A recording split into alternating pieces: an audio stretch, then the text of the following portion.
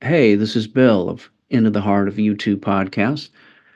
I want to let you know, behind the scenes, every so often, YouTube's publishing company gives us a hard time for playing snippets of the songs, claiming copyright infringement. We argue the fair use exception because it's for the sole purpose of musical analysis. And we specifically don't monetize this podcast for that purpose. And usually that works, but they've got their teeth into this episode and won't let go. So for the YouTube version of this episode, we've had to remove the songs. They haven't bothered us over Spotify or Apple Podcasts, so I encourage you to go over there to get the full experience. Personally, I love to include the songs, so it's not just us yammering away for an hour. So, we'll leave this up on YouTube without the songs because we don't want to forsake our YouTube listeners, but we wanted to let you know what was going on. Thanks for understanding and all the support, and back to the show.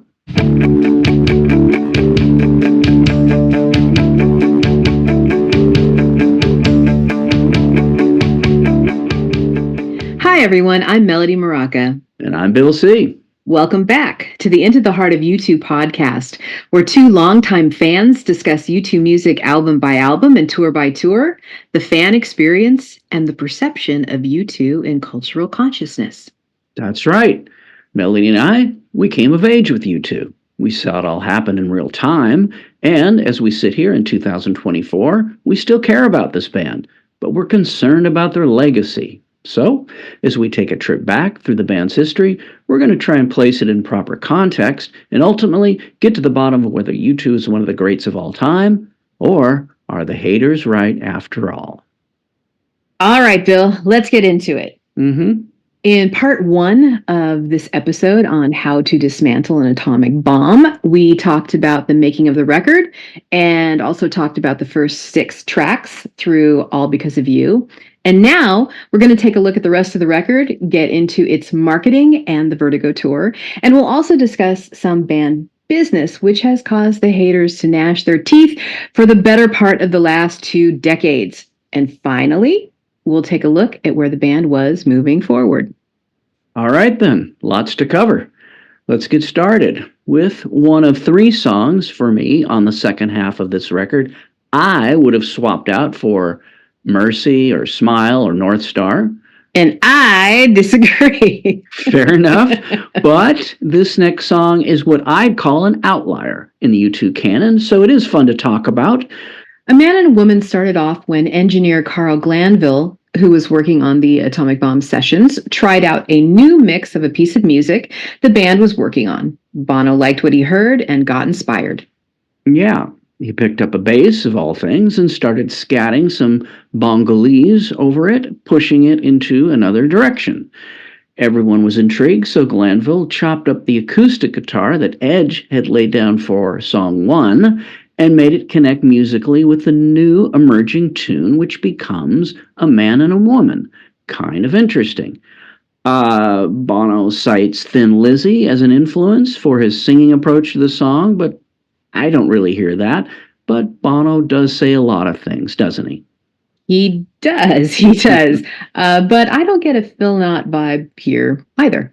Yeah.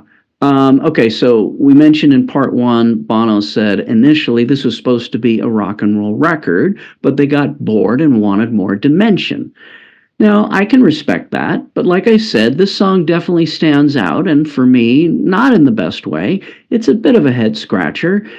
In fact, I think if Bono ever did do a solo record, and I know he said he'd never do it, but if he did, A Man and a Woman is how I imagine it would sound like.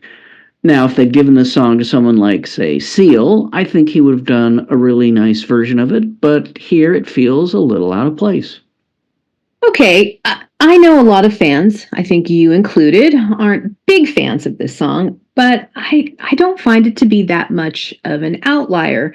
Sonically, I find it reminiscent of maybe a grown-up version of some of the B-sides the band did in the 80s. I'm thinking about songs like Deep in the Heart or Spanish Eyes, maybe something in the interplay between the guitar and the bass.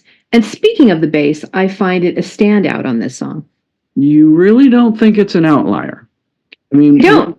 what other song has a Latin feel? I mean, I guess that's what I'm saying. Yeah, but they've kind of experimented with different feels before. But really, if you listen to those B-sides, maybe you see what I'm saying. There's just something about it that feels familiar in a way Okay. to me. All right. Well, listen, we definitely agree on Adam. His playing here is great. And we talked about as the band's songwriting got more conventional in the 2000s, it kind of marginalized Adam's strengths, which are more attuned to band improvisations. So it's nice to hear him standing out here. Yeah. Now, Bono has called this song, quote, rediscovering a kind of flirtatious and romantic love, unquote. I mean, it's his song, but I don't think that quite captures the what's going on in the lyric, which I think is an intensely personal, complex look at romantic love. Yeah, not a lot of hidden meaning here. It's a song about fidelity in a long term relationship or marriage. Clearly, Bono and Ali's journey. But it is a pretty insightful rumination, so I agree with you on that. Those lines, true love never can be rent, but only true love can keep beauty innocent. They're beautifully delivered, and of course, that stays on point with one of the record's themes of protecting innocence. Then we get to probably the key lines, which is, I could never take a chance of losing love to find romance in the mysterious distance between a man and a woman. That speaks to the fear of sacrificing, a deep and profound connection for the allure of romance or sex or whatever kind of immediate gratification. Now, I really like the lyrics in the second verse that begins with, you can run from love, and ends with the line, how can I hurt when I'm holding you? As you mentioned, most of the lyrics are pretty straightforward, but I find that last line intriguing. Is it a question or is it a statement? It can have completely opposite meanings. Very true. Okay, this song has only been performed once live, but that was just Bono and the Edge at the Clinton Foundation gig at the Hollywood Bowl on October 15th, 2011, which you can find on YouTube, a pretty decent version. Again, I respect them wanting to include it on the record. I don't mind it. It just doesn't feel essential. I like this one more than you. For me, it's a refreshing change in mood on the album. And I have to say, it's quite an earworm. Couldn't get it out of my head for a couple of days. No, that's a shame. At least it's not. It's a small world after all. Oh, come on. So there's that. Okay, what do we have in the queue? Crumbs from your table. All right. Bono said that this song was written during a late night when he and Edge had been doing a bit of imbibing of the spirits. Two friends hanging out and working on music, and that the whole song, chords, words, and title came together quickly. Something not typical of the way U2 works. Now, surprisingly, considering that they are Irishmen, this is their only successful attempt at writing a song while inebriated. But being that this is U2, it's not a rollicking good time kind of song, but rather about political and economic disparity between the rich and poor. Yeah, not exactly whiskey in the jar, is it? See what I did there with the Phil Lynette I reference? did. Okay.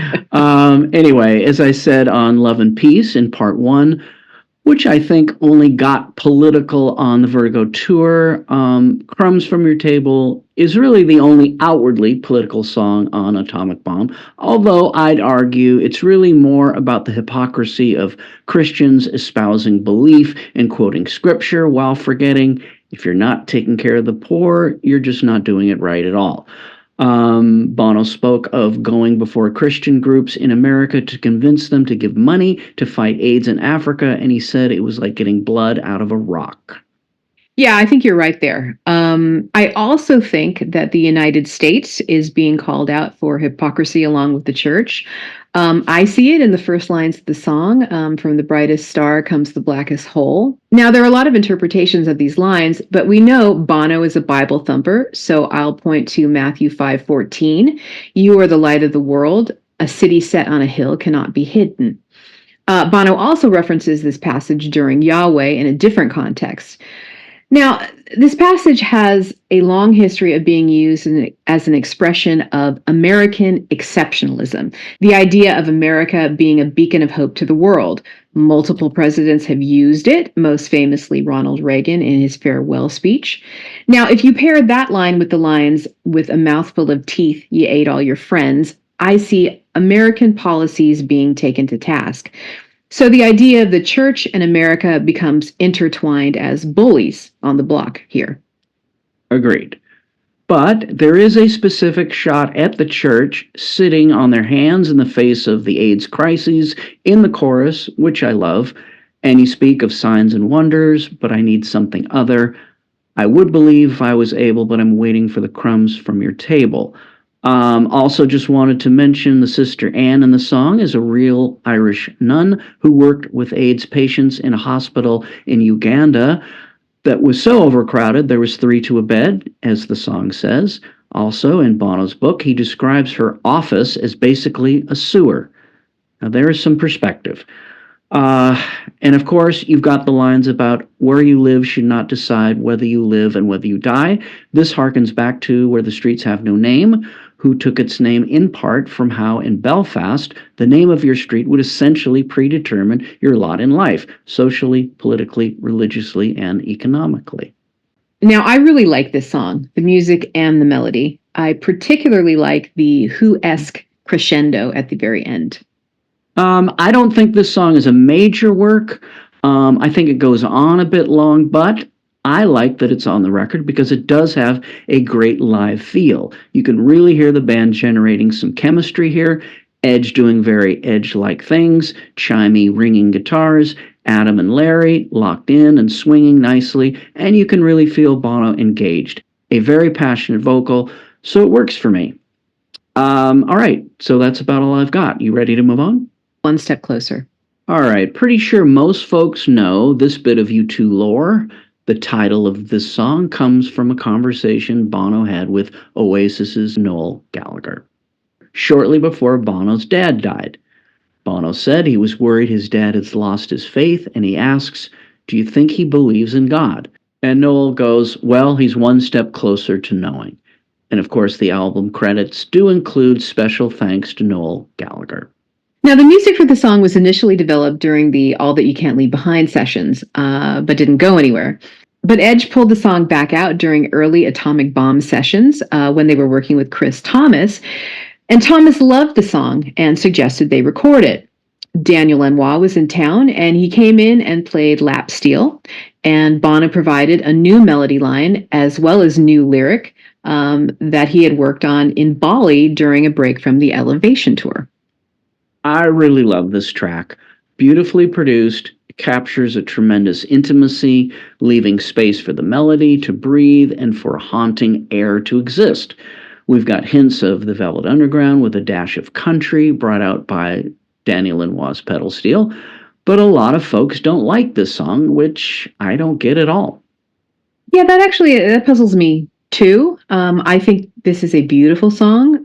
You mentioned the Velvet Underground, which I think is correct in both the lushness of the song and Bono's delivery of the melody, which is very Lou Reed inspired.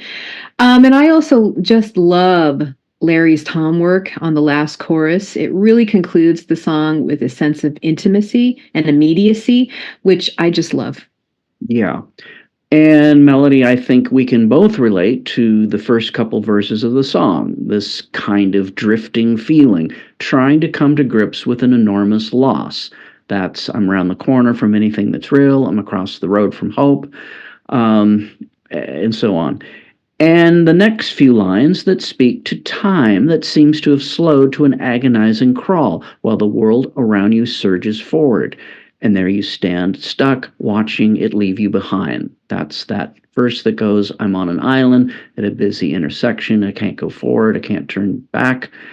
Yeah, definitely the verses convey this sense of being stuck emotionally and spiritually at a place somewhere between where you were and where you're going. Now, Bono has said the lyric is about his dad's passing, but this is relatable, I think, when you find yourself stuck by any sort of emotional trauma, and the way forward is through the pain. The heart that hurts is a heart that beats. Yes, it's this idea that if your heart hurts, that means it's still beating. And it's letting us know we're still alive and can move forward. But I think the beauty of these lyrics is you can take this as being from Bono's perspective or from Bob Hewson. And if it is his dad, at least in parts, it's an incredibly insightful depiction of someone facing the last few steps before death. Then, for those of us who've spent hours in recording studios dealing with drummers speeding up or slowing down the tempo, I smiled with the recording studio in joke. Can you hear the drummer slowing? But seriously, that could be Bob Hewson about to enter the afterlife, or it could be Bono coming out of grief, telling himself to be aware that he too doesn't have that long to go either. Sure. And in either case, well, if you believe in an afterlife, going through this gateway or transformation is the only way to arrive at an understanding in the big sense of the word. 100%. In any case, this is an amazing song. It's woefully underappreciated. This is top shelf for me. Yeah, I think the song is very special too. Okay, what do we have up next? Let's listen to Original of the Species. This is a leftover from the All That You Can't Leave Behind sessions. Bono said, it's about people who are ashamed of their bodies, in particular teenagers with eating disorders, not feeling comfortable with themselves and their sexuality. I'm just saying to them, you are one of a kind. You are the first one of your kind. You're the original of the species. And then The Edge said, the last time I cried was listening to that song. It was a song Bono started about my daughter Holly. He's her godfather. It's about being young and full of doubt about yourself. He probably won't agree, but I think it has connotations for Bono, looking back to when he was 20. Yeah, and maybe those connections to young Bono are there, but I certainly see Bono taking a poke at himself in the present, in the lines, some things you shouldn't get too good at, like smiling, crying, and celebrity. Some people got way too much confidence, baby. Now, Bono has also said that he tried to incorporate some quote unquote erotic tension in the lyrics so that it wouldn't be as obviously thought of as a song to a child, which I think gives it more of a universal feel. I guess, but I mean, I've never got that from the song. I think that's another of Bono's attempts to throw people off the scent, something he does a lot of. To me, it's another song about holding on to innocence, or like on City of Blinding Lights, to be wary of knowingness, this whole idea of knowledge versus wisdom. Bono went on to say, it's worth remembering that you probably have something the world really needs. Trying to discover what that might be is one of the great challenges of life, but one way you will not discover it is by trying to be what you're not. Something all of us parents try to impart on our kids, and of course, any parent can relate to that feeling when they know they can't solve all their kids' problems or guarantee their destiny. In that first verse that goes, baby, slow down, the end is not as fun as the start, please stay a child somewhere in your heart, and so on. What say you? You know, I certainly get the parental feel to the song, but as someone who is not a parent, what I really appreciate about these lyrics is the celebration of uniqueness. I love the lines, I kneel because I want you some more. I want the lot of what you got. I want nothing that you're not. All very true. Now, as much as I do love the lyrics, as we've discussed countless times on this podcast, that's not enough to make a great song. So, while I do like the piano and the melody and the mood established early on, this song for me becomes a little grating, especially later with those sugar, come on, show me your soul, that whole bit. Now, not my favorite vocal from Bono as he reaches into the upper reaches of his register and starts to overwhelm the song, Bono becoming bigger than the song. Something that happens a few times on the next album and beyond, and something we'll talk more about then. Don't let me get ahead of myself. Now, I do like Edge's guitar towards the end, but again, no one thing ever makes a U2 song special. The magic of a U2 song is when the sum is greater than the parts. And here, while it's close, for me, it doesn't all add up. Well, we disagree on this song, which I really love. And I really love that we disagree. Very fun. Yeah, it is fun. And yeah. I mean, I like you, I love that simple staccato piano that starts the song, but I also love the song's Beatle-esque-ness. Speaking of which, Bono has said that the song was inspired by John Lennon's music. And I think parts of it sound like a great homage. In particular, those pre-choruses. In the first one, with the lines, "I give you everything you want," we hear those synthesizer strings swell, right? And then in the same place during the second pre-chorus, Edge's guitar mirrors the synth and gets very, very Beatles in feel. And especially during what I think is that joyous third pre-chorus, where Bono changes up the melody bit, and like the part you didn't like, the did it, I hear it as an absolutely joyous homage to the Beatles. It's actually my favorite part of the song. And as a matter of fact, I think we should take a quick listen. Of course it's your favorite part. Now, before we move on, I'll add that the song was originally planned to become the 5th single on the album. However, a commercial single was not released, but it was released as a promo single, complete with a couple different videos. Well, okay, we can agree to disagree on this one. So where are we going from here? Up next, we've got Yahweh. Okay, last episode you said Grace broke the streak of great closing songs dating back to 40. I didn't agree, but the streak definitely ends for me with Yahweh. Lyrically, it's on point, but as I said on the last song, a good idea is not enough to get it to greatness. And for me, this one feels a little forced, and it's just not a great way to end the record. Yeah. Like Grace, I really want to like Yahweh. I like the lyrics. And of course, there's an obvious religious aspect to the song. But I think that the lyrics could be looked at as a prayer to be useful as you are in any part of your life. Bono says of the lyrics, quote, "I came upon it whilst singing without knowing really what I was singing. It's a sound I was making in my mouth that turned into a prayer," unquote. As we talked about in part 1 of this episode during All Because of You, that sound Yahweh is the transliteration of a sacred name of God from the Hebrew Bible. Jehovah is the Latinized version of that name. There are those also in the Jewish faith who believe this name is too sacred to speak, and so sacred that only the consonants YHWH are written. Bono hoped that singing rather than speaking the name, that he wouldn't offend. Right. The version on the record is actually a very early take done with Chris Thomas.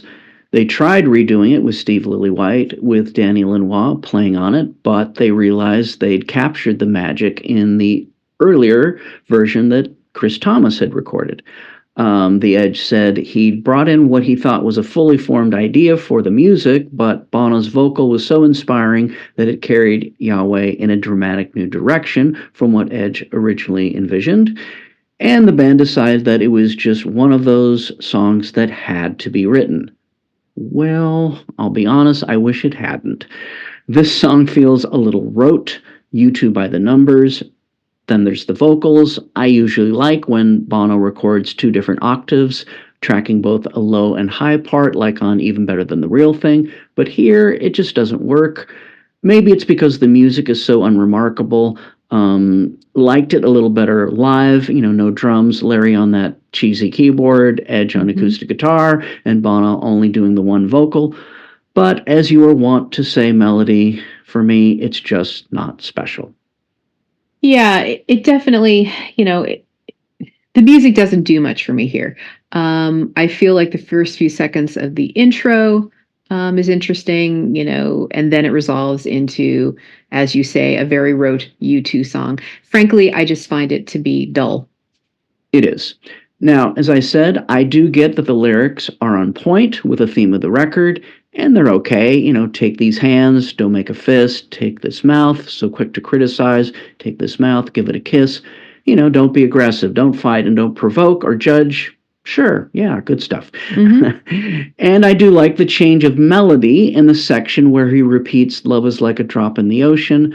I take that to mean you have to wait to get the whole thing in heaven, but first you must humble yourself and give it all away, your hands, your mouth, your heart, shoes, shirt, soul, that sort of thing. Yeah, I get that take on the lyrics. In totality, I take the lyrics of that bridge to mean that we are all living through the bad before we get to the good, the dark before the dawn, the pain before a child is born, so forth. But I find that line about love is like a drop in the ocean actually to be quite enigmatic. I'm not quite sure what he's getting on about there. Sure, but it is pretty much the only part of the song that really achieves real liftoff. Yeah, I agree with you. For us here in the U.S., that's where the record ends, and like I said, it's a disappointing conclusion to an underwhelming second half after such a great first half. But like with Ground Beneath Their Feet, tacked onto All That You Can't Leave Behind, Japan and the UK get a bonus track called Fast Cars. Yeah, as did, I think, Germany, Spain, and Italy, I believe. Thanks to U2 songs for being a great resource for all the different permutations of U2 releases. They do a good job there. Yeah. Plus, in the States, the limited edition CD, DVD, book version of the album had that track as well, which was actually the version that I listened to when the album came out. So to me, this bonus track was always married to the rest of the material. Great. I didn't actually get into it until I guess later. I'm trying to remember where, on probably some bootleg somebody gave me. Yeah. All right. Anyway, let's give a listen to Fast Cars. Why don't we? Okay, Fast Cars was originally known as Xanax and Wine, or Xanax and Red Wine, which wasn't slated to be on the record, but Bono wanted something on the record to include the lines he had in Xanax and Wine about dismantling an atomic bomb. So, on the second to last night of recording, they stripped down the backing track to Xanax and Wine, rewrote the lyrics, retaining the bomb reference, did a quick vocal, mixed it, and called it Fast Cars. Yeah, the much longer chorus in Xanax and Wine, starting with the lines, "Take me, save me from myself," was replaced by the shorter, "I know these fast cars will do me no good." It tightened up the song. Fast Cars is shorter by about a minute, but I missed the longer chorus, which lyrically makes more sense with the oversaturation, desperation, nervous breakdown vibe of the rest of the song. Yes. I know you like Fast Cars, and I think you said you actually like Xanax and Wine even better. So why don't we take a quick listen to Xanax and Wine? Then you can tell me if you would have swapped it in for something that ended up on Atomic Bomb. Yeah, for the most part, I do like Xanax and Wine a bit better than Fast Cars.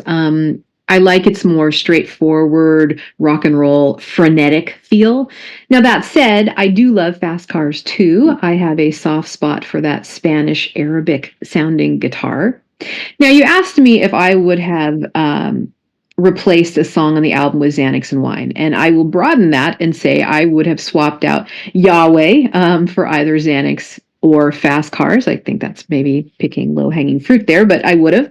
Now, I would have broken with the long-standing tradition of having a plaintive or hymn-like song to close the record, and certainly would have been a darker ending, but I just think both versions of the song are more enjoyable to listen to, frankly.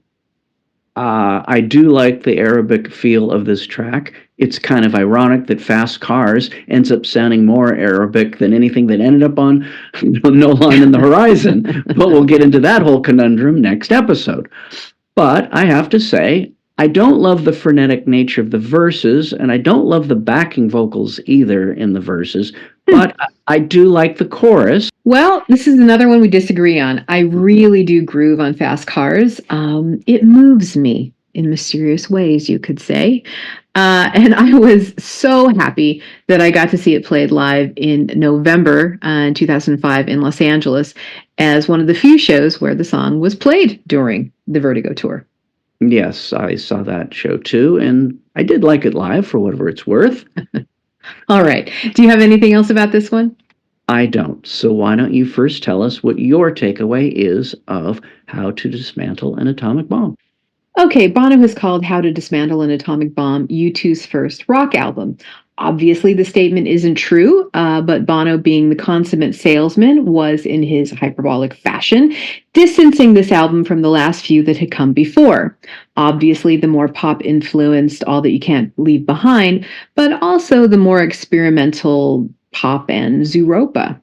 But Bono also said of this album, not too long after its release, quote, "It's the best collection of songs we put together, but as an album, the whole isn't greater than the sum of its parts, and it fucking annoys me," unquote. I think that this somewhat uncharacteristical, unsalesmanlike quote probably sums up the album best. There's something about the way it all hangs together that keeps it from being one of U2's finest. There's something that doesn't feel cohesive about this, despite all the strong songs. And there are some very strong songs here. Vertigo, Sometimes You Can't Make It on Your Own, City of Blinding Lights, All Because of You, One Step Closer, Original of the Species, all songs that I love. And with the exception of Yahweh, I genuinely like the rest. It's a great grown-up rock and roll album from a band in top form. And while I wasn't alone in thinking there's some great stuff here, the album was mostly a critical success and certainly a commercial one. But the album has had a sort of inverse trajectory to what was at the time considered U2's flop, the pop album. Now, while that album has risen in esteem through the years, being celebrated for its experimentation, Atomic Bomb has fallen into the bottom of the best of U2 album lists. So what gives? Maybe it's a sequencing issue. Maybe it's a multiple producer issue. Maybe it's because the album is just frankly not very adventurous. And maybe it's because it lacks a certain mythos shared by the great U2 albums. I mean, Octung Baby, Joshua Tree, even War conjures up specific thoughts and images. But when it comes to Atomic Bomb, what do you conjure up? I mean, I hope you can think of a few things now that you've been listening to this podcast. But despite all the great songs, I think this album lacks a sense of identity. What have you got, Bill? Well, it's commonplace to group this album with All That You Can't Leave Behind. All That You Can't Leave Behind is probably overall the stronger record by a small margin, but I gotta say, How to Dismantle an Atomic Bomb is the record I prefer to listen to. It embodies the sound of the U2 I respond to. More guitars, rawer, more vulnerable, and elicits a stronger feeling, which at the end of the day is how I measure U2 from album to album or tour to tour. To quote Vertigo, just give me something I can feel. And while this record falls off towards the end more so than All That You Can't Leave Behind, the high marks hit me harder. Like just preparing for this episode over the past month. Now, like you, there's some of these records I haven't listened to in a decade, let's say. But I was reminded how deeply songs like Miracle Drug, Sometimes You Can't Make It on Your Own, City of Blinding Lights, One Step Closer, and even Vertigo hit me on a visceral level. Now, considering this record was made while we were still in the throes of a post-9/11 world, WMDs, the U.S. invasion of Iraq, Guantanamo Bay, detention camp, and the Patriot Act, it's a curiously apolitical record, more about the fight to hold on to innocence than impending global doom. Bono said, and I quote, "You'd think this would be the time to comment, but it just wasn't where I was at. I suppose with the passing of my old man, I just hadn't the stomach for it," end quote. Now, I think you bring up a great point, juxtaposing how most folks have come to feel about this record compared to pop. This record's legacy has definitely slipped over time, but for me, while I can't call this a great record, I do think this is the last U2 record that has a sustained level of greatness across so many tracks, rather than, a song here or there, like Moment of Surrender, Every Breaking Wave, or Love is Bigger Than Anything in Its Way, on each of the next three records. Things would change after Atomic Bomb. U2 starts to endlessly second-guess themselves, can't commit to experimenting, or putting anything out that isn't aimed at a commercial success. A crisis of confidence, maybe, that continues to this day. And as the run at the Sphere comes to an end, the band claims they plan to get back into the studio and get a record out and do a real tour in 2025. I'm dubious they will ever make another great record, but I need them to keep trying. I just hope they let go of this idea that they need to compete with Bad Bunny or whoever in order to stay relevant. And I really wish they realize they have nothing left to prove and would just feel comfortable making something that makes them feel great.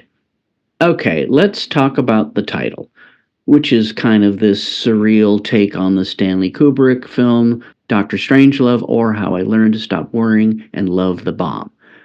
The running joke was it could have been called How to Dismantle an Atomic Bomb because of the heaviness of dealing with the loss of Bono's dad, Bob Hewson.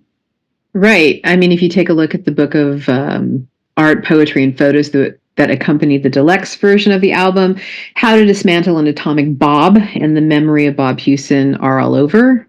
And the band also mentioned how to dismantle an atomic bomb in all of their promotional materials. That's right. But personally, I think this record might have been better titled Innocence and Experience, and maybe then we'd be spared the miracle of Joey Ramone, but that's just me. Well, I think we might disagree on that one too, but we'll save it for another day, Bill. So tempting, though. But putting that aside, the title was problematic for other reasons. Larry said, quote, I was concerned because at the time there was a lot of talk about weapons of mass destruction and dirty bombs. If there had been a terrorist attack of any type, the album may have been dropped from radio. Then Paul McGuinness stated what we all know anyway, and I quote, the process of choosing a title would be that people air their views and then Bono decides. It's probably a bit more subtle than that, but that's what it feels like sometimes. Shocking, right? And then The Edge said, as Bono was putting the title forward, I was thinking, how does that relate to the album that we made? As we sequenced the album, a faith or fear arc started to make itself present. That, to me, is the theme of the album. How do you live in the 21st century when so much is up for grabs? Yeah. Now, for me, I like the title. I really like that you can't tell if it's a question or an instruction. When Bono was asked, how do you dismantle an atomic bomb? His reply was, love with love.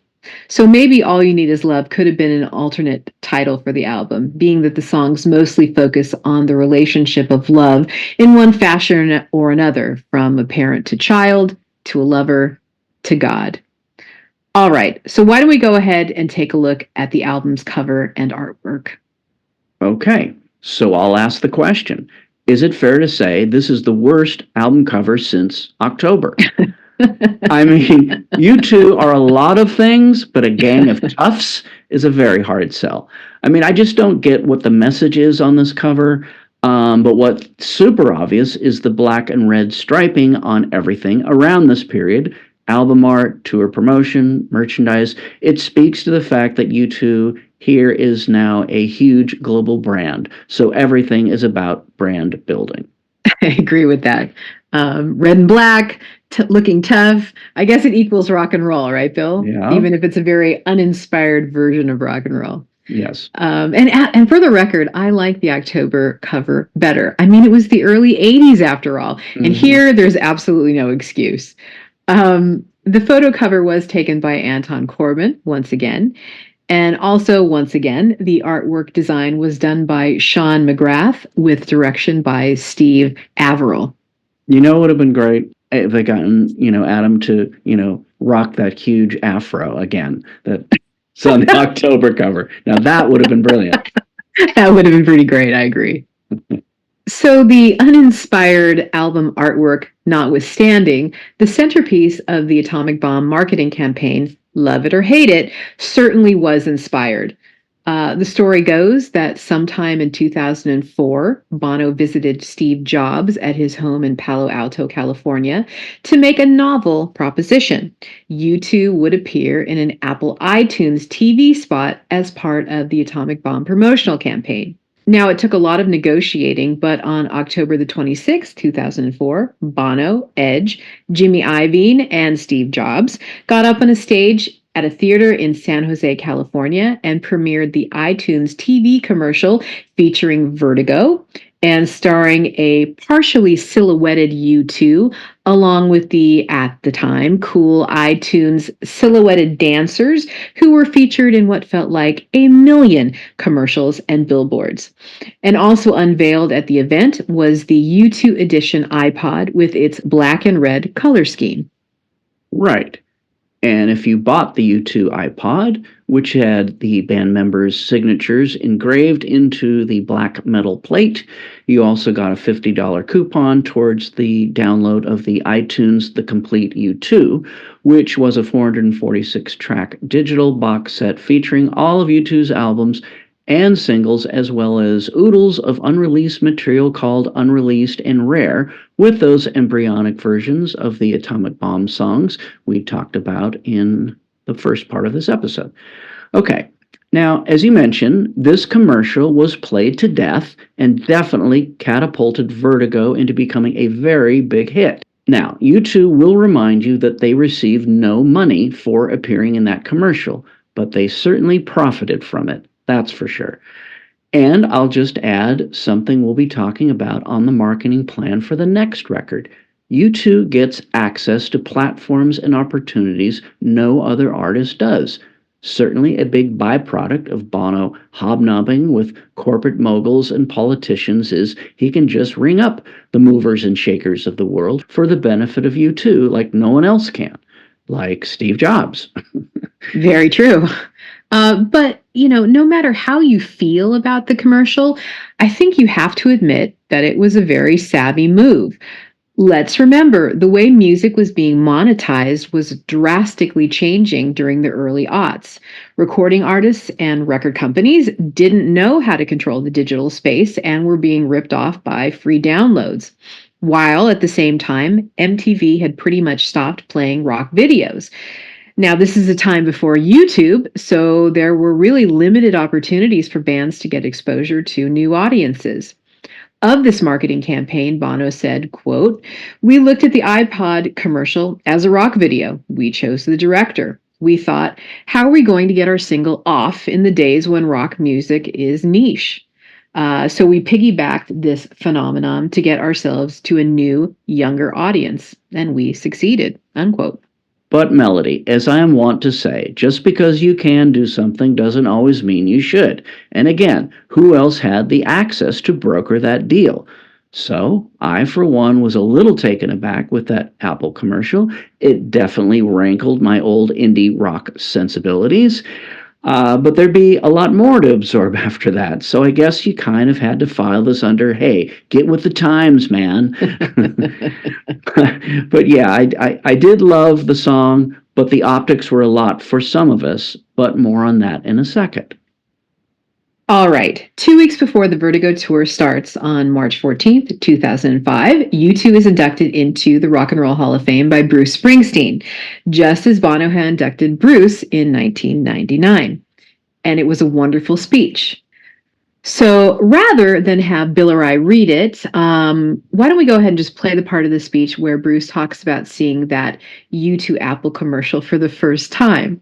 And you didn't know that Bruce was a stand-up comedian, did you, Bill? No, I didn't. Let's listen. Well, there I was, sitting on the couch in my pajamas with my eldest son. He was watching TV. I was doing one of my favorite things.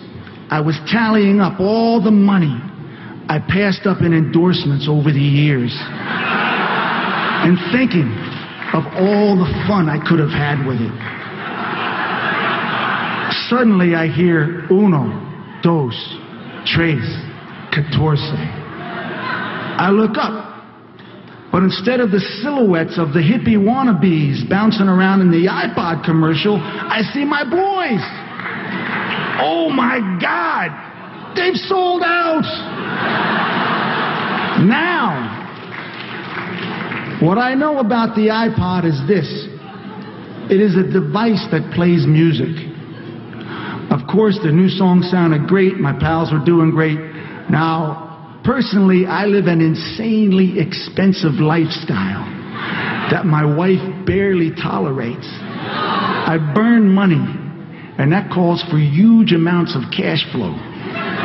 But I also have a ludicrous image of myself that keeps me from truly cashing in.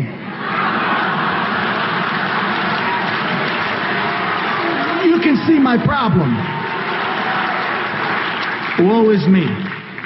So the next morning, I call up John Landau, or as I refer to him, the American Paul McGuinness.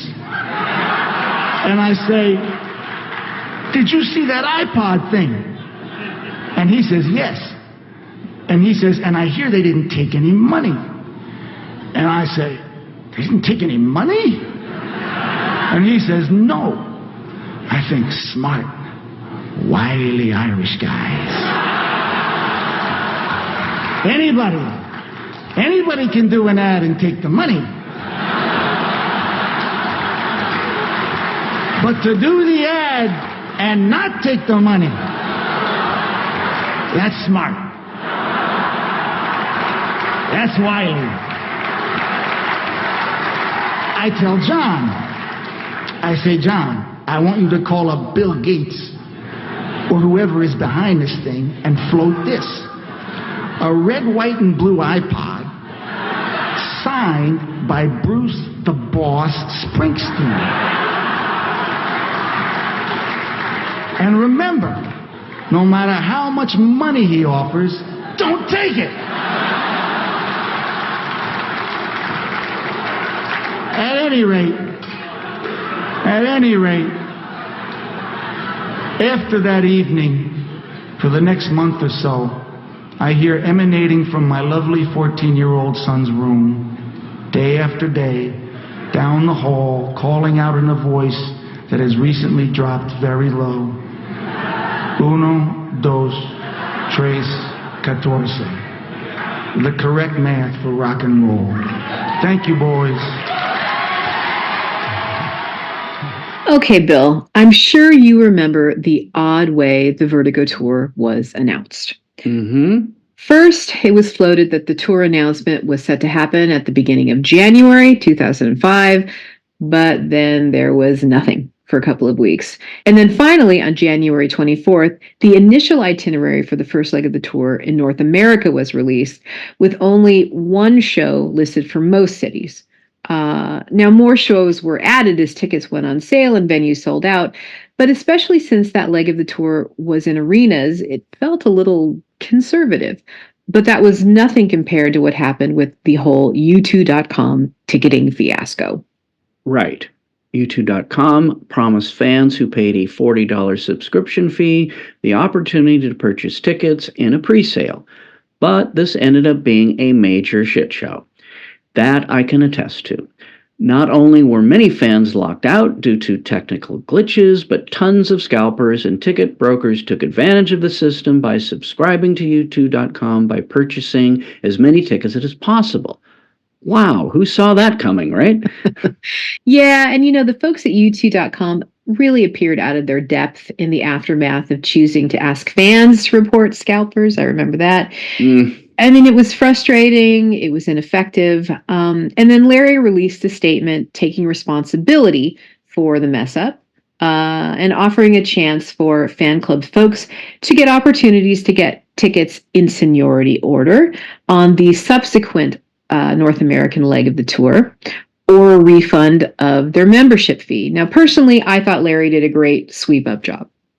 Did you get tickets that way? Yeah, for I got tickets. I always get tickets. I meant, did you get them that way that time? Well, I got them for the first. For the seniority, I meant. No. Because I think if I remember correctly, you could either get them on the first leg, or if you didn't, you got them in seniority. I got them on the first leg. Okay. Because as you well know, we've had this thing happen over and over again, up till through the sphere conundrum.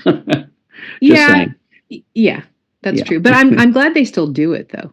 I am. Yeah. I really am. As much as it's messy, and I just thought it was altruistic that they didn't get the fact that, of course, scalpers were going to jump onto this. Like they really thought it was just this little world of honest YouTube. It's very strange. You know what I'm saying? It's very, very strange. Yeah.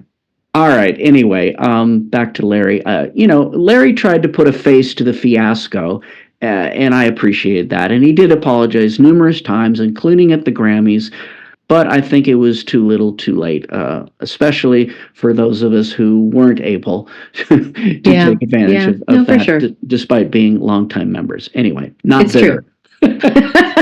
No, it's true. It's true. Yeah. And I mean, I feel every time this happens and you hear people's comments and how disappointed they are, it's frustrating and heartbreaking. Yeah. But anyway, all right, let's get back to the Vertigo Tour, shall we? Yeah.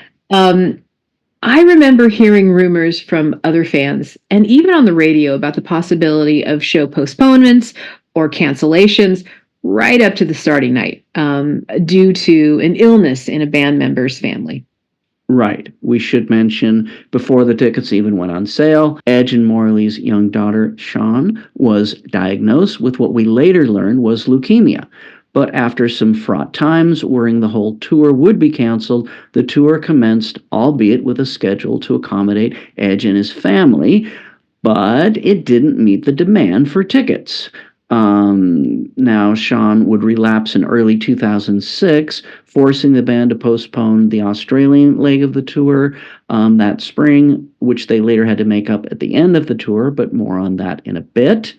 In any respect, the band's rehearsals for the tour were held first in Vancouver and then later in Rosarito, Mexico, staying on the West Coast close to Malibu, where by then Morley and the family were living.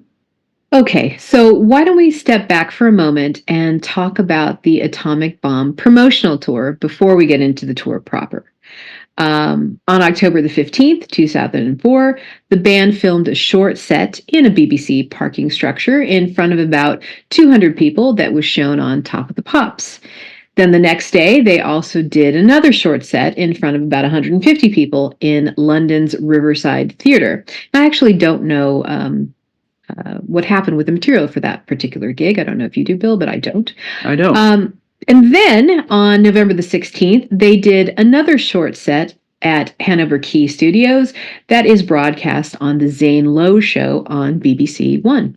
And then 2 days before the album is released, they appear on Saturday Night Live doing Vertigo and Sometimes You Can't Make It on Your Own. We also see them do I Will Follow over the closing credits, but not all because of you, and another version of Vertigo that they did for the audience off camera. Kind of cool.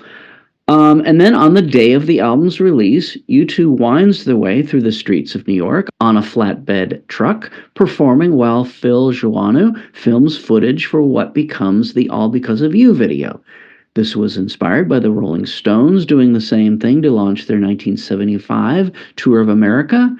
In any case, the band starts off at 126th and 3rd Avenue, go down Broadway to Times Square, to Washington Square Park, across the Manhattan Bridge, and finally end up at Empire Fulton Ferry State Park, beside the Brooklyn Bridge, where they do a surprise show in front of about 5,000 fans.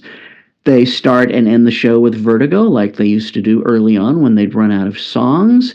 And they even do the rarely performed gem, She's a Mystery to Me, one of my very favorite of the rarities. Right, Bill. So why don't we go ahead and get into the tour proper? Okay. A lot of people see Atomic Bomb and the Vertigo Tour as a continuation of All That You Can't Leave Behind and the Elevation Tour, frankly, because there wasn't a whole lot different about it. The stage design was once again conceived by Willie Williams and Mark Fisher, and instead of a heart-shaped catwalk jutting out from the stage, this time it's a very similar egg-shaped walkway with, again, an area inside with standing room only, GA, just like on Elevation. In fact, I remember we all first called it the egg before it became known as the ellipse, and that inner area came to be known as the bomb shelter in reference to the album title. Right, but unlike the Elevation Tour, admittance into the ellipse was done on a lottery system for folks with GA tickets, which irritated a lot of people who wanted a chance to queue up for entrance. And another difference in the set design, at least on the North American legs of the tour, the arena shows, were the retractable LED bead curtains that were hung behind and to the sides of the stage that showed different images and patterns. I thought this was a very elegant, non-intrusive set design, and I liked it a lot. Can I just say that even though they tried to make the lottery system for admittance into the ellipse, people still queued up forever, and there was still all sorts of chaos, and they couldn't stop it, and it pissed people off even twice as much, because after spending all that time in line, you got your number, and you either, like a coin flip, were inside or outside. So they couldn't stop it no matter what. Right. And wasn't it the case that if one person in the party won the quote unquote lottery, then you were able to take someone else in with you? Isn't that how that worked? Yeah, correct. Yeah. All right. And of course, there was still a B stage ramp, as well as 4 video screens suspended above the stage, which showed close-ups of each band member, which was also an Elevation Tour staple. Then for the European, Latin American, and Australian shows, which were all in stadiums, the bead curtains were replaced by an LED screen behind the band, and the ellipse was replaced with 2 catwalks leading out away from the stage to 2 B stages in the style of the Vertigo Target. In other words, no enclosed club within an arena show, although the floor was still GA. But so far as the band's performance and the set list, which was probably as varied as any since the Lovetown tour, I enjoyed this tour a lot. I wouldn't say this tour had the historical moments or emotional resonance as the Elevation Tour, but I did enjoy it quite a bit. Yeah. I know what you mean. But given that 9/11 happened during the Elevation Tour, there would be almost no way that the Vertigo Tour would have had the same type of impact, really. Now, the tour finally does begin on March the 28th, 2005 in San Diego, California, and I was lucky enough to be there. Always fun to see the start of a tour. Very true, and I'll let you talk about opening night in one sec. But again, this first leg of North America is entirely in arenas. All 28 shows sold out pretty much immediately, and it finished up May 28th in Boston. And as we discussed, the tour itinerary was designed so Edge was never more than 3 days away from Sean, just in case something happened. As for the show itself, the band comes out to Arcade Fire's Wake Up, and then as the music fades, you hear Bono's voice, I think it was Bono's voice, say, everyone, everyone, everyone, pronouncing one of the tour's themes of inclusiveness. And for the vast majority of the tour, the opening number is City of Blinding Lights, with the LED curtains coming down for a glorious spectacle. Okay, tell me what your thoughts were since you were there opening night. Well, you mentioned some of the similarities between the Elevation and Vertigo Tour, and I do think that's correct. But with the, as you called it, glorious spectacle of the curtains being lowered during the opening of City of Blinding Lights, it set a tone of grandeur, especially when compared to the opening of the Elevation Tour, when the song Elevation was played with the house lights on. I think U2 had already reestablished that sense of intimacy with their audience during the Elevation Tour as compared to the Pop Mart Tour. So there was room for more dramatics in the way the Vertigo show was presented.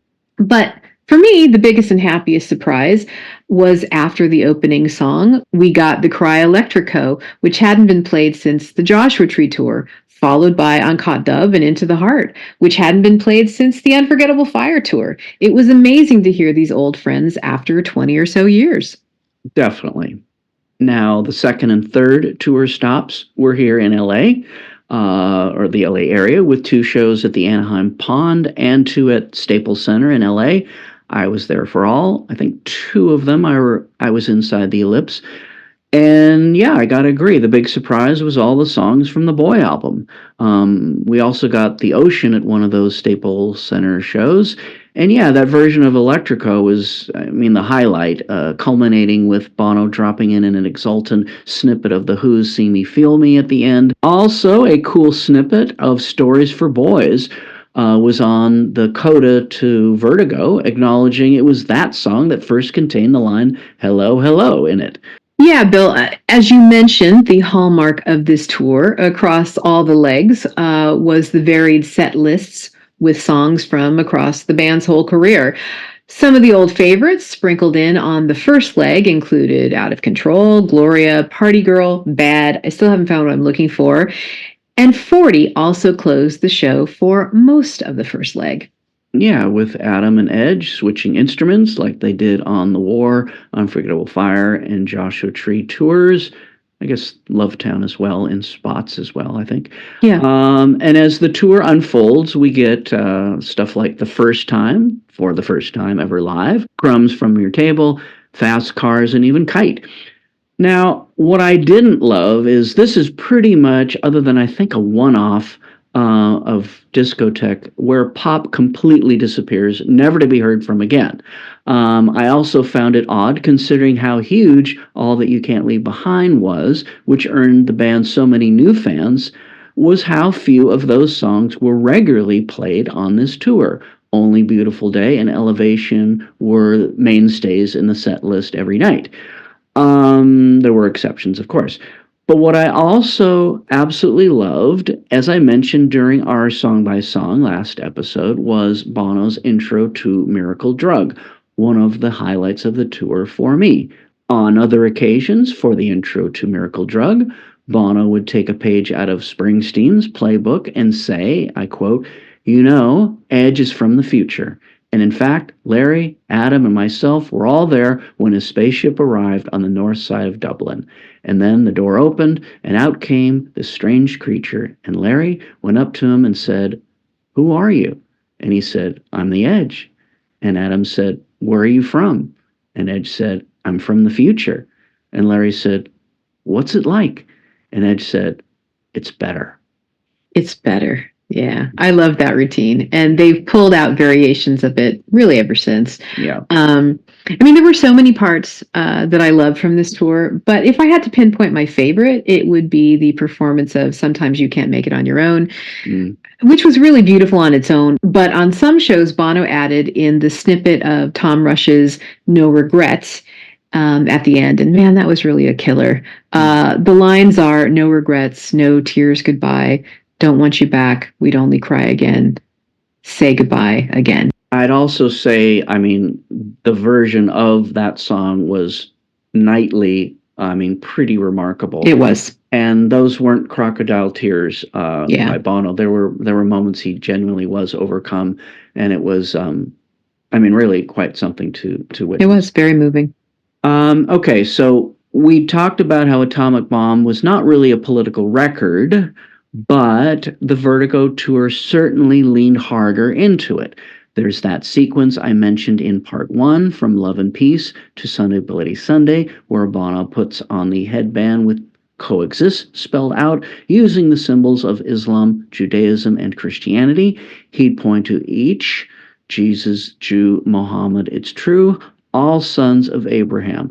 Now, we went into that quite a bit and its significance during our Song by Song, but it's worth listening to again during Sunday Bloody Sunday, which again was one of the highlights of that section of the show. Yeah, and getting back to the end of Love and Peace, there was that great moment, which I really loved, where Larry was playing a singular tom at the end of the ellipse in arenas, or the end of the arms of the catwalks during stadium shows, right. Which was great. It was such a simple and powerful image.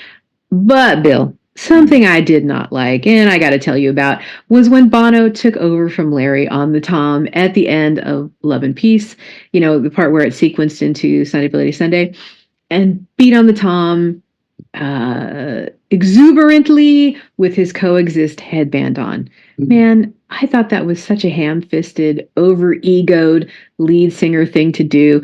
Larry had covered the image, Bono. Larry had done it. Let me try. I want to beat that drum too. Right. Come on, man. Come on. Yeah, no, you don't get enough attention, Bono.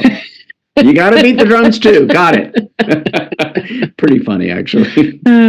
Okay, something else going on during this tour was Bono and Bob Geldof's involvement in the G8 summit, which then led to them put together the Live 8 concerts to not only commemorate 20 years since Live Aid, but were scheduled to precede the G8 conference in Scotland, July 6th to 8th, 2006. This time, instead of the shows only taking place in London and Philadelphia, like it was for Live Aid, Live 8 takes place at all G8 countries plus South Africa on July 2nd, 2005. For U2's part, they opened the London show in Hyde Park with Paul McCartney guesting a version of the Beatles' Sgt. Pepper's Lonely Hearts Club Band before they jet off to play their own show in Vienna that night. Let's listen to Sgt. Pepper's. Lonely Hearts Club Band. It's wonderful to be here. It really is a thrill. You're such a lovely audience. We'd like to take you home with us. We'd love to take you home. I don't really want to stop the show, but I thought you might like to know that the singer's gonna sing a song, and he wants you all to sing along.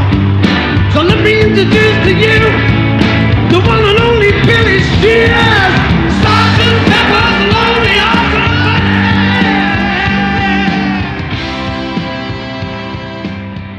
Now, during the rehearsal for Sgt. Pepper's, Paul McCartney brought in his own band just in case U2 didn't know how to play the song. But U2, the band that started to play their own songs because they couldn't play covers, did step it up when playing with a Beatle. Larry said, quote, "I wasn't going to rehearse with Paul McCartney not knowing my parts.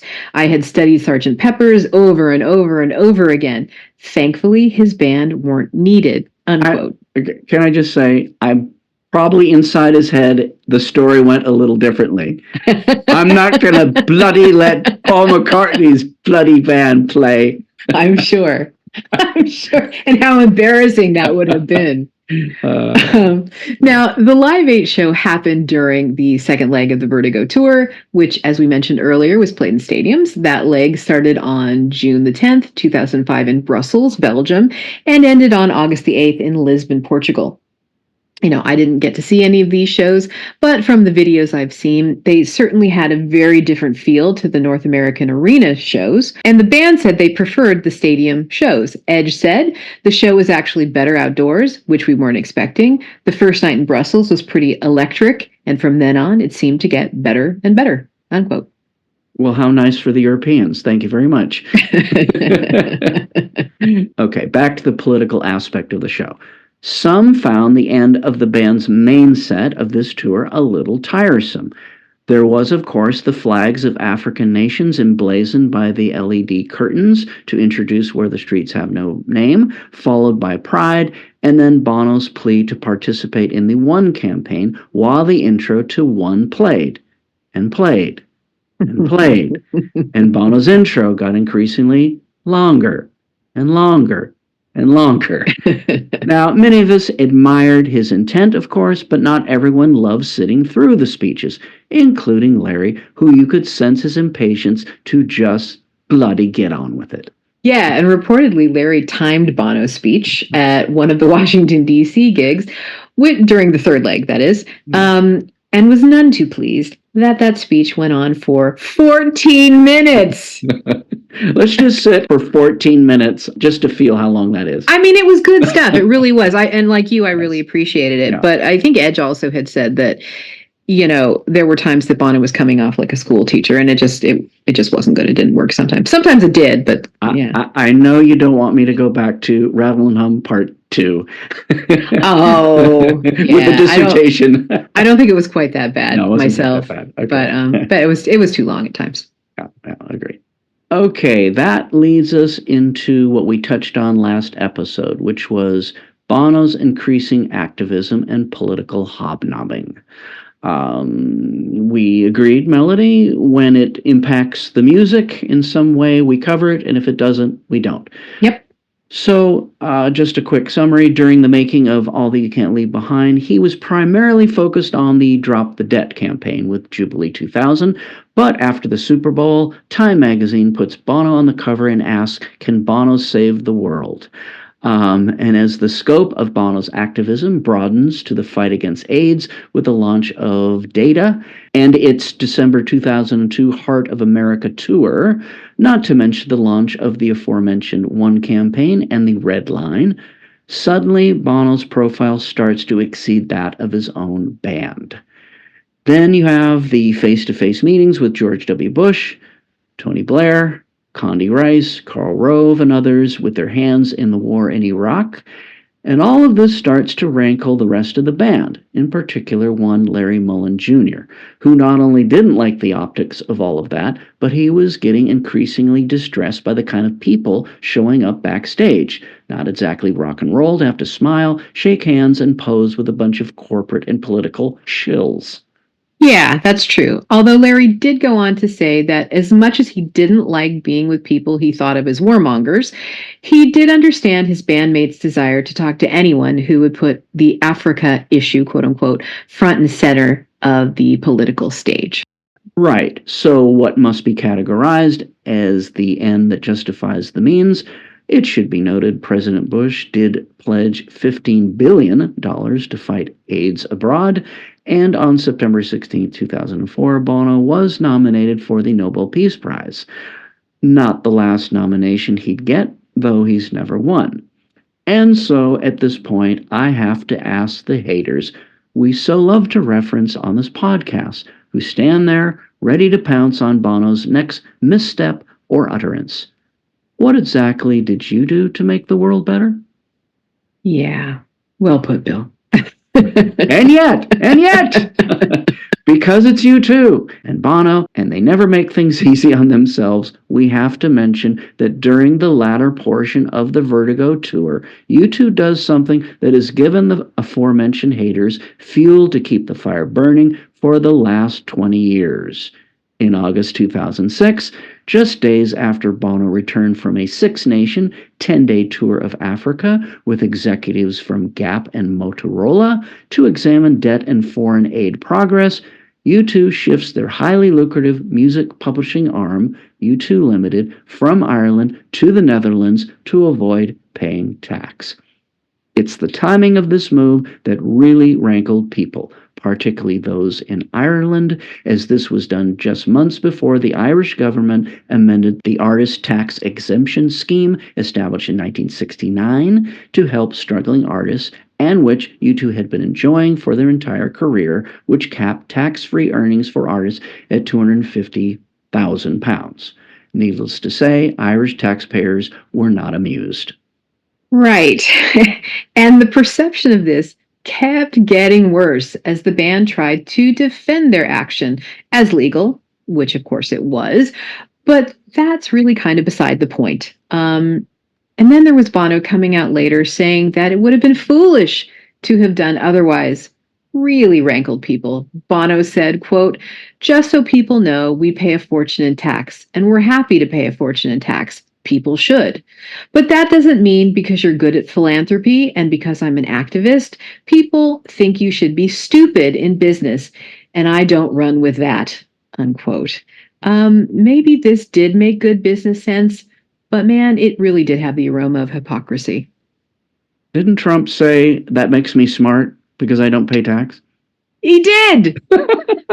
I mean, I'm sorry. He did. Now, you know what I wonder? I wonder if this is when, you know that graffiti in Dublin, the Bono is a pox? Yes. Is that when this started? I don't know. I absolutely have no idea, but I wonder if that's when this started. Someone should tell us that's listening that's from Ireland.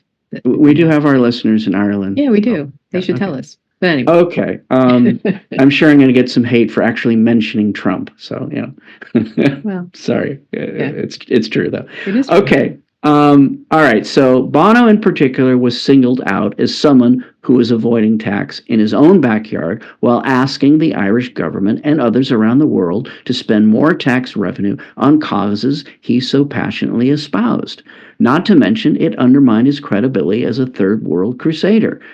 I mean, the reality was that U2's royalty income was not taxed for many years in Ireland. And when Ireland proposed taxing that income at a ludicrously low rate of 12.5%, they fled to the Netherlands, which is recognized as this, tax haven where the rate might be, no more than 5%. I mean, not that U2 were the only ones. I mean, the Rolling Stones fled to the very same Dutch holding company, Promo Group, in 1972 and had been paying only 1.6% tax on earnings of $450 million since 1986. Yeah. I mean, that's true, certainly. But the Rolling Stones, they don't roam around the world meeting with world leaders trying to ease world poverty. U2, Bono in particularly, really set themselves up to be held to a different standard. Very true. I mean, okay, let's move on. But, Right. We just thought since we give the haters so much grief, it's only fair we mention why they continue to harp on U2 and Bono so much. I mean, I have to be honest, in this particular case, I understand, where they're coming from. It's quite unsavory. justified. Yeah, it's unsavory. Okay, following the European leg and second North American leg, the band headed over to Latin America for 8 dates, starting on February 12th, 2006 in Monterrey, Mexico, and ending in Buenos Aires on March the 2nd. It was during this leg of the tour that the majority of footage for the film U2 3D was shot, directed by visual artist and longtime U2 collaborator Catherine Owens, and director-producer Mark Pellington. U2 3D was the first live-action digital 3D film and used pioneering 3D technology. And when released in 2008, I believe that was in January of that year, the film was critically acclaimed and quite successful, earning over $26 million. Personally, I loved that film and wished I could see it again.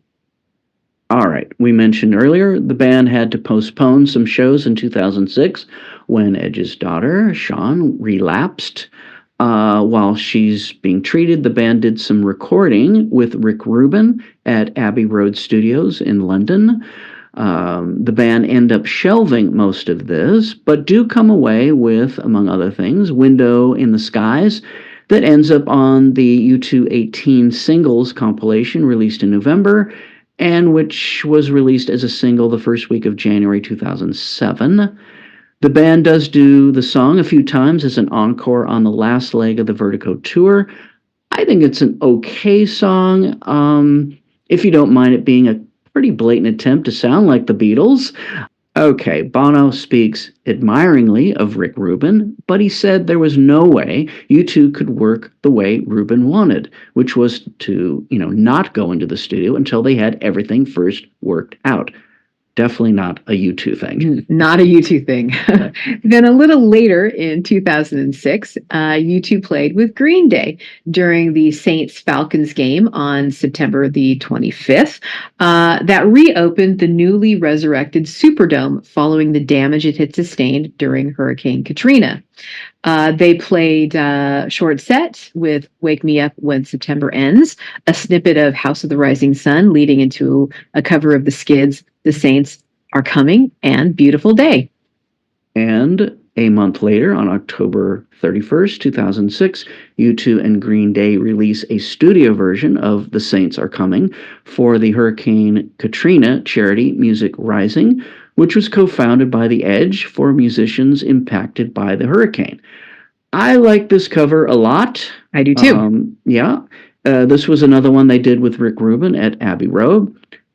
In case anyone not familiar with the Skids, this was Stuart Adamson's first band before Big Country, God rest his soul. Yep. And the Skids were a big-time influence on early U2. Now, once Morley and Edge get word that their daughter will make a full recovery, the long-postponed final leg of the tour gets underway on November 7th, 2006 in Brisbane, Australia, with additional shows played throughout Australia, New Zealand, and Japan, and wrapping up on December the 9th in Honolulu, Hawaii.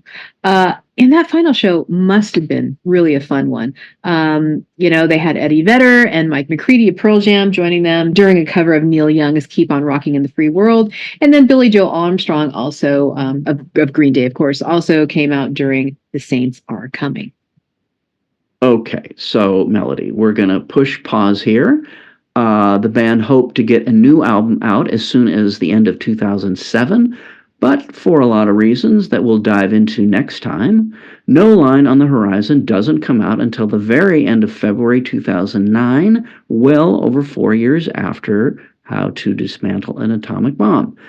Brian Eno and Daniel Lanois are back on board to not only produce the record, but U2 enters into a writing partnership with them both and head off to Fez, Morocco to supposedly tap back into their experimental side. But it doesn't exactly come off that way. That is right. And we will get into all of that next time on the Into the Heart of U2 podcast.